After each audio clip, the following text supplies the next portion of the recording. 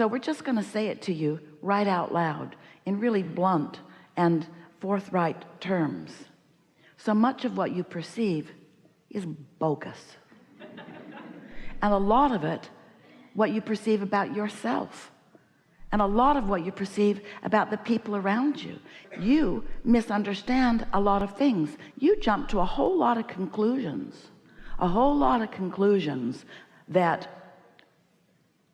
do not serve you.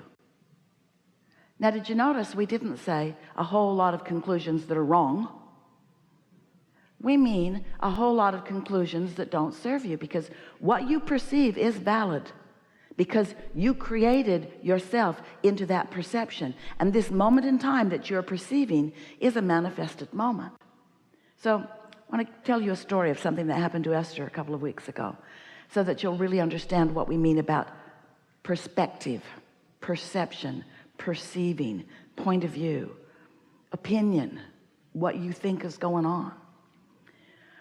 Esther has a house and a guest house in Southern California, and she was there the other day, and she was sitting at her desk looking out of the window. Her desk is in her living room, and she put the desk there because it was the best place to see the ocean from where she was inside the house while she was working. And she hadn't been there in a while, and she hadn't really been paying much attention to the ocean. And she was working on some projects, and she looked up from her desk and looked out toward where the ocean should be, and couldn't see it, because with all of the spring rain, her own trees and bushes had grown out from the border of her property line and had obscured her view. And she thought it was funny that she hadn't even noticed that, but the ocean was gone. She knew it was still there, but she couldn't see it.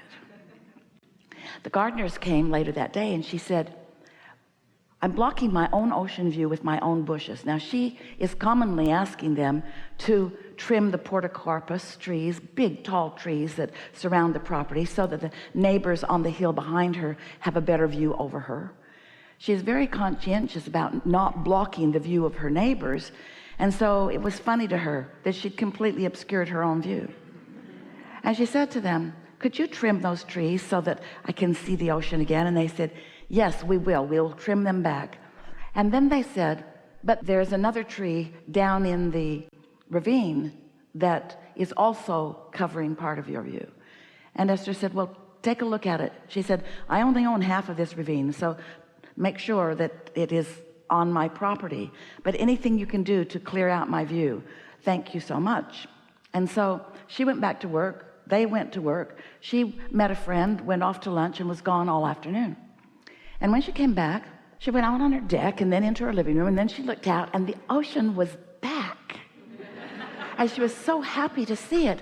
And then she looked out across the way, and she saw something that put her heart right in her mouth: 2 big tree trunks cut all the way down to the ground, big ones. And she thought, oh, how could they have misunderstood me? I thought I was so clear. And then she thought, I am going to jail. So she fretted about it and tried not to think about it, and fretted about it and tried not to think about it, and then distracted herself with other things. And a day or two went by, and she was rationalizing, thinking, well, they must have misunderstood me, because I certainly didn't mean for that to happen. And this house where these tree trunks were near, very near, was under renovation. And Esther thought, maybe they are new owners and they don't know those trees were there. Didn't help her feel better, but she tried to think that thought for a day or two. And then she looked out one day, and there was a man in a suit standing out on the patio, and he was looking at those tree trunks, stumps, those tree stumps, all the way to the ground. And then he took his phone out and took a picture. And Esther thought, okay, I better go confess. She had never been to the house. She didn't know how to get there. It's across the ravine. Is the road down and I go up, or is it up and I go down? So she went down first, and it wasn't right. And so she went up around the loop and found her way in. And when she got there, there were several men working in the house doing plastering. And she said to them, there was a man out on the patio a few minutes ago in a business suit. Is he still here? And they said, no, he left. Well, on the several-minute drive, as Esther was trying to find him, she had practiced what she would say to him. I did that, and I'm so sorry, and I didn't mean to do it, and I'll do whatever you want me to do. I'll plant new trees. I'll plant your whole yard. It was a complete misunderstanding, but he wasn't there, so she didn't confess, and she went home and practiced her speech. And then her friend came. They went to lunch, and when they came back, she said, let's park in the lower driveway. I want to show you something.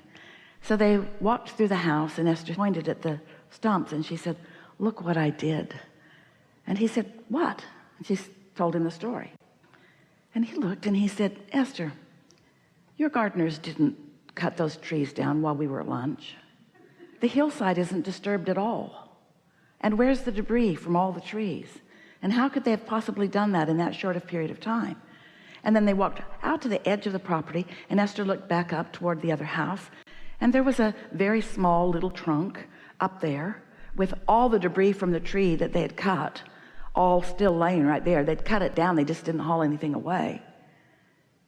And all that had happened is they cut enough away that Esther saw something that she hadn't seen before.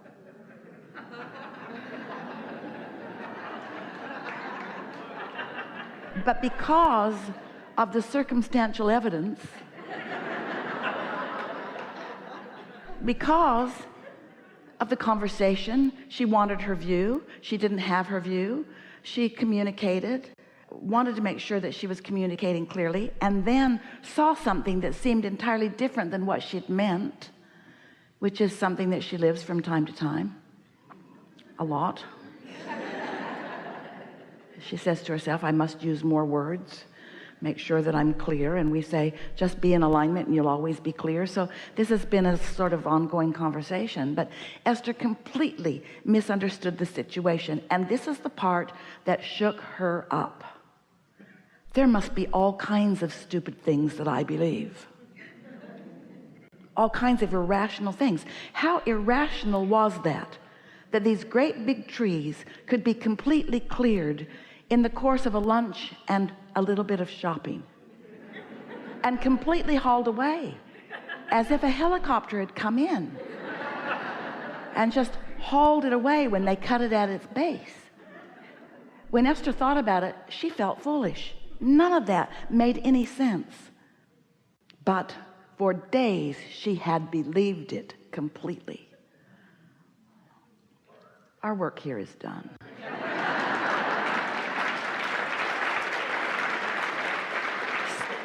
How many conclusions do you jump to? How many little pieces of things do you hear?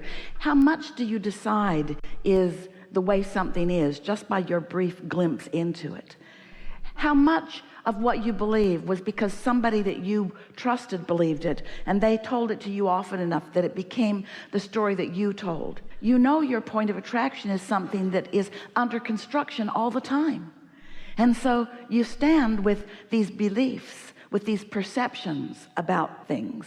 And those perceptions are attracting all kinds of experiences that reflect.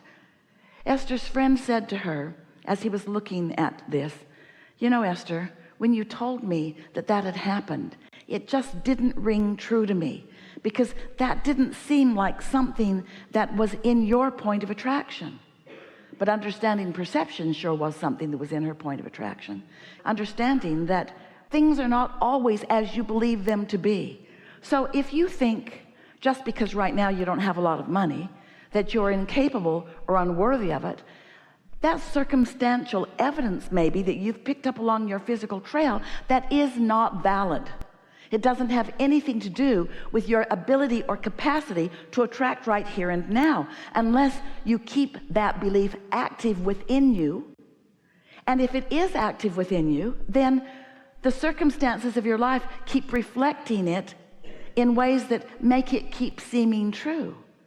And sometimes you have the benefit of a really good friend like Esther did, who was willing to stand there with her in her pain and evaluate what she was evaluating and not be influenced by what she decided was true.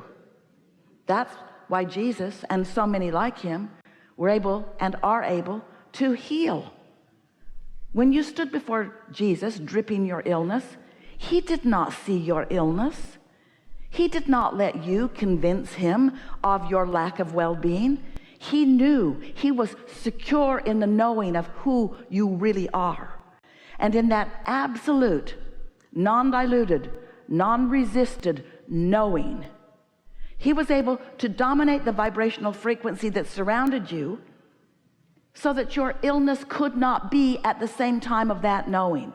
As a sort of odd comparison we're going to give you here, but it's like Esther remembers being in a van with a CB radio, and when they drove through this one particular neighborhood, they couldn't transmit to the other vans that were traveling with them because there was a man who lived there that had a big tower on his house, and he was broadcasting with such a powerful frequency that he kept everyone else from being able to talk to each other. That's what Jesus did, just for a moment. He broadcasted with such a powerful frequency that it dominated, and if you were anywhere near the vicinity of that, then you couldn't hold your misunderstanding of things. For just that time of that knowing, that's what influence is, you see. And so we want you to think about the influence that your inner being, that your source energy is broadcasting to you. It's a powerful influence, but over time, you've practiced enough erosion of thought, enough misunderstanding of who you are, enough misunderstanding of who others are, enough nitpicking of each other. In your ill-advised, we'll be stronger. Completely misunderstood, we'll be stronger.